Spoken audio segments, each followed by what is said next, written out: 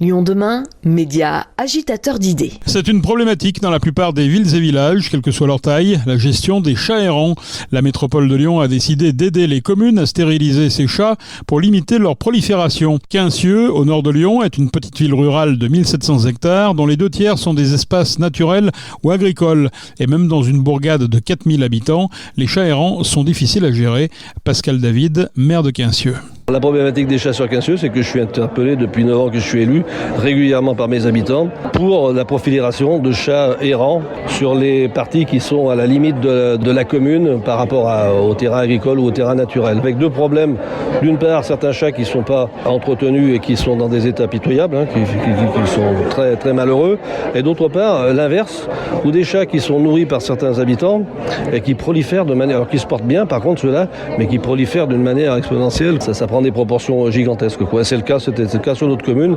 Et donc depuis 9 ans, on a fait plusieurs interventions, notamment une avec une association où on avait fait une campagne de stérilisation des chats justement, mais qui est très compliquée. Et actuellement, depuis l'année dernière, on a repris aussi des captures suite à des demandes pour les emmener justement à la SPA.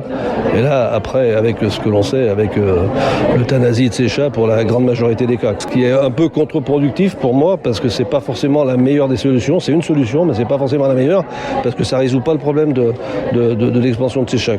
Si on a quelque chose comme, je sais pas, je vais estimer, si c'est en me disant qu'une stérilisation c'est 100 € et qu'on a 50 chats par an, ça fait 5000 €, pour notre budget, c'est énorme. Plus qu'on ne compte pas le temps que l'on doit passer pour récupérer ces chats. On va pas prendre des effectifs supplémentaires pour faire ce travail. On a besoin d'aide pour ça. Les chats errants sont pointés du doigt en raison des maladies qu'ils sont susceptibles d'être porteurs. En l'absence de vaccins, la prolifération des chats provoque aussi un déséquilibre dans la biodiversité, comme le souligne Pierre Athanase, vice-président de la métropole en charge de l'environnement. D'après la LPO, c'est quelque chose comme 75 millions d'oiseaux qui sont tués tous les ans par les chats. C'est entre 40 et 50 millions de mammifères et c'est énormément de reptiles, surtout des orvets et des lézards, surtout le lézard des murailles. Nathalie Dehan est conseillère métropolitaine et conseillère municipale à Vénissieux. Dans cette commune de l'Est lyonnais, on prend très au sérieux la condition animale au point d'avoir créé une délégation gestion de l'animal en ville. La métropole veut aider les communes à transformer les chats errants en chats libres. Les explications de Nathalie Dehan. On a un statut qui s'appelle le statut du chat libre depuis 1999 qui encourage et maintenant qui oblige les collectivités, les communes à avoir une campagne de stérilisation de chats. Dans le meilleur des cas, le chat est identifié au nom de la commune, ce qui lui donne donc ce statut de chat libre qui le protège. Et quand ils sont stérilisés, ils sont protégés, les nuisances diminuent, leur santé s'améliore. Vu qu'ils sont identifiés, donc ils sont protégés et les bénévoles peuvent comme ça maîtriser un quartier avec une population qui va tout simplement tout tranquillement décliner vu la mortalité naturelle des chats des rues. Et évidemment, le but de tout ça, c'est de ne plus avoir un seul chat à la rue puisqu'ils ne sont pas faits pour vivre à la rue. C'est de ne plus avoir un chat abandonné. Il y a un énorme travail en France. Le chat est le premier mammifère à être abandonné. C'est à la fois le plus aimé, c'est le plus liké on le voit avec les vidéos Instagram. Mais malheureusement, une fois qu'il a passé le temps du mignon chaton, les gens les abandonnent. C'est complètement inadmissible, c'est hors la loi. Et nous devons, collectivité, prendre part à ce que fait les associations et les bénévoles, c'est-à-dire essayer de réparer cet état de fait. Donc ce n'est pas une question à la marge, c'est une question qui pèse très lourd sur les associations et sur les bénévoles. C'est une question qui pèse très lourd aussi sur les communes qui sont dans l'obligation donc d'avoir une campagne de chats errants. La métropole de Lyon, c'est peut-être la bonne échelle pour transmettre les bonnes informations, pour que les acteurs se parlent, pour qu'il y ait qu'à chaque fois on ne réinvente pas l'eau tiède et qu'on puisse comme ça avoir un échange de bonnes pratiques et une aide concrète, matérielle, financière pour arriver à sortir les chats de la rue et arriver au moins avant de tous les sortir de les protéger avec ce statut de chat libre. Environ 60 000 chats errants sont présents sur le territoire métropolitain.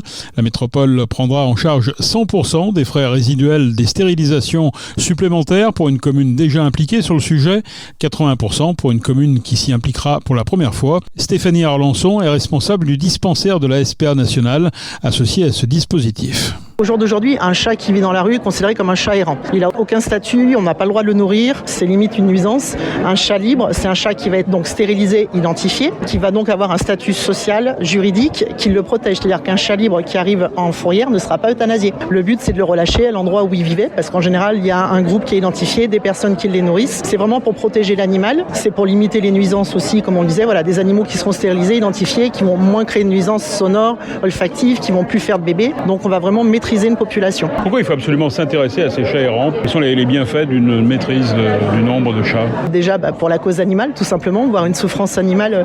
J'invite n'importe quelle personne à aller voir vraiment ces chats qui grandissent dans la rue, voir leur état de santé. C'est pas non plus des conditions sanitaires très bénéfiques. Ce sont des chats qui en général vont nourrir, manger dans les poubelles, mourir dans la rue. Le but, c'est quand même de maîtriser cette population pour qu'on arrive à avoir, à un moment donné, pas 200 000 chats. Et puis, si on les enlève, d'autres vont venir, où on aura des rats à la place. Donc vraiment, l'idée, c'est de maîtriser une population, d'avoir un meilleur état sanitaire des animaux, d'avoir un chat qui passe sous une voiture, c'est une chose. De voir maintenant un chat agonisant sous une voiture à 2 mètres d'une école, c'est quand même une image qu'une ville n'a pas forcément envie de donner non plus. Dans ce dispositif qui est mis en place par la métropole, il y a un cofinancement, c'est ça, par la SPA? Alors, il y a plusieurs financements possibles. À la base, normalement, c'est la ville, c'est le maire de chaque commune qui est censé mettre en place cette campagne de stérilisation. La métropole va apporter une aide financière supplémentaire, mais effectivement, les communes peuvent s'associer à une petite association de protection animale qui va les aider d'un point de vue plutôt technique, c'est-à-dire sur le terrain, à faire des captures. Et les grandes associations de protection animale, comme la SPA, peuvent apporter une aide financière en complément à la mairie. Concrètement, il faut appeler qui si on veut s'occuper d'un chat ou d'un groupe de chats qui est dans son quartier? L'idéal, c'est quand même de contacter une grande association ou une association locale, de faire des recherches ou de nous appeler nous au niveau de la SPA. On a la liste des associations en métropole, ce qui nous permet de dire quand on a une personne qui va appeler de Caluire, de dire vous avez une association qui est pas loin, qui peuvent peut-être vous apporter des moyens techniques, vous renseigner. On a souvent des personnes qui veulent apporter leur aide. Le but, c'est de mettre en relation ces personnes volontaires avec une association qui en a besoin. Comment on capture un chat errant? Alors, on capture un chat errant en posant ce qu'on appelle une trappe. C'est une sorte de petit piège métallique dans lequel on place de la nourriture. L'animal, une fois rentré dedans, va marcher sur une bascule qui va refermer la trappe, ce qui permet à ce que le chat soit capturé sans être blessé et que les personnes ne se fassent pas mordre ni griffer. Mais ça nécessite tout un dispositif humain parce qu'une fois qu'il est dans la trappe, évidemment, il n'est pas question de le laisser plusieurs jours. Alors, le but, effectivement, c'est en général d'organiser les captures la veille de la stérilisation. Par exemple, pour la ville de Lyon, les stérilisations ont lieu le lundi matin. Les animaux sont capturés le week-end pour que ça soit des périodes un peu plus calmes.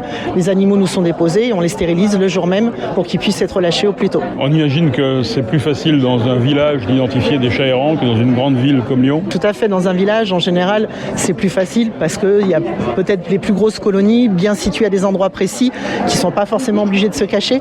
À Lyon, souvent les animaux vont se cacher, vont se mettre sous les voitures, dans des caves, dans des bâtiments où ils vont sortir que le soir, que la nuit. À la campagne, on va plus facilement les identifier, des fois près des écoles, près des restaurants. En fait, les animaux vont se trouver toujours près d'un point de nourriture. Sensibiliser au problème des chats errants, c'est aussi sensibiliser la population à la question du bien-être animal? Tout à fait. À la base, rappeler ce qui arrive sur les animaux qui grandissent dans la rue, c'est aussi rappeler aux personnes que leur propre chat peut générer toute une colonie de chats libres. Un couple de chats, au bout de 4 ans, peut provoquer un très grand nombre de naissances, plus de 20 000 individus. Donc il est important aujourd'hui de rappeler aux personnes que toute cette misère animale pourrait être vraiment limitée, déjà en commençant par en stériliser, identifier leurs propres animaux. Pour rappel, l'identification des chats est obligatoire depuis 2012, même pour un animal qui ne sort pas. Un chat errant peut devenir domestique ou pas? Alors oui, il y a des animaux, les captures nous permettent des fois d'identifier des animaux. Ce qu'il faut savoir, c'est qu'un chat errant a pu être abandonné, un chat errant a pu être perdu, donc il a pu connaître une vie de famille.